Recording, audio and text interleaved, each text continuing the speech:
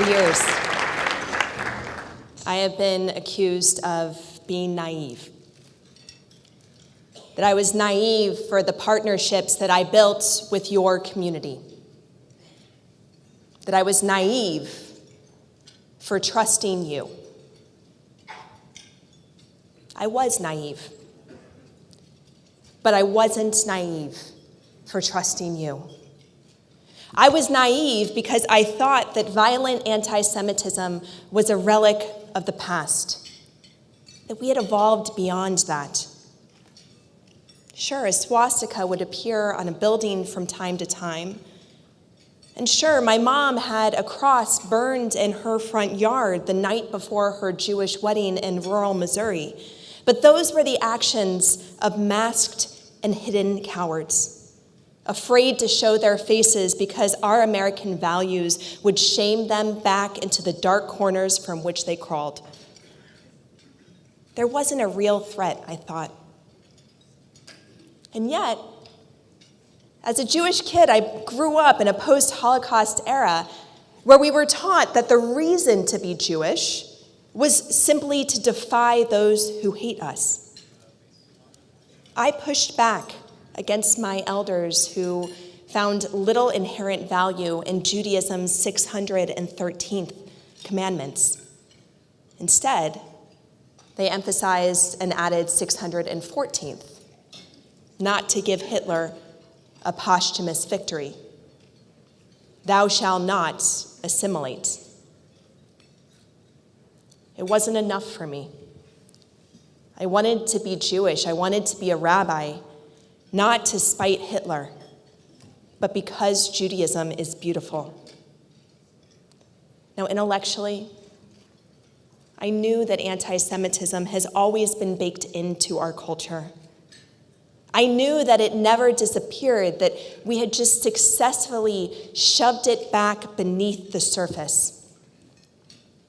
But I never thought that the membrane would be so thin between the dark underbelly of our society and our mainstream.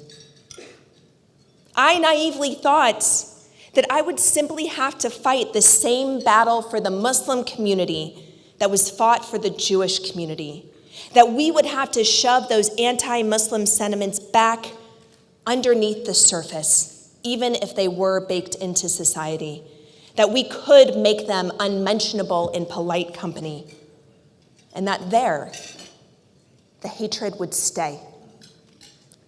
I thought that my role in interfaith was mostly to show up for you when you were hurting. That started to change when the Jewish Community Center in Overland Park, Kansas, where I grew up, where I spent every weekend in high school in my youth group, was shot up by a white supremacist a few years ago. Still, I thought, a rogue individual, it's not a trend. But my mind fully changed with Charlottesville, where there were masses of people who chanted, "Jews will not replace us," with no mask, with no embarrassment. And we as a society, our leaders did not shame them back to their dark corners. We did not push them back beneath the surface. We gave them room to breathe. So by the time the Pittsburgh attack on the Tree of Life Synagogue rolled around, I was saddened, but I was not surprised. I used to think that my role was to show up for your community only. But you showed up for me. You emailed me, and you called me. You held me. MPAC was there for me. You showed up for me and for all Jews. And my community has started to take notice. We started to understand the heightened sense of threat that you have been living under so intensely for the past 17 years, because it finally reached us too. because to the mind of the white nationalist, Muslims and Jews are both a scourge.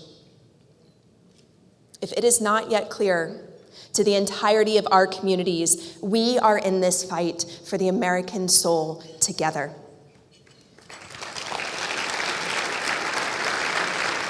George Washington stood in front of a congregation of Jews and proclaimed that the government of the United States gives to bigotry no sanction and to persecution no assistance. And it is on us to remind America of its promise, no matter how many times it falls short. I am proud to support the work that MPAC does to build our civic fabric. And you are here because you believe in that work as much as I do. So please, stretch just a little bit further in your support this year. As you write that check, I want you to consider everything that MPAC does to model the tone that our civil discourse needs more of. The way that this organization does not back down, and yet the way that MPAC does not tear down either. It is a fine line to walk, and MPAC does it with integrity. Our country is depending on us, on all of us, to stand unified against the infectious disease of hatred. And God help us if we let our differences get in the way. Because I need you. And I think that you need me. And I know that our country needs us, defiantly standing together, reclaiming America's soul, Litova, for good and for goodness. Thank you.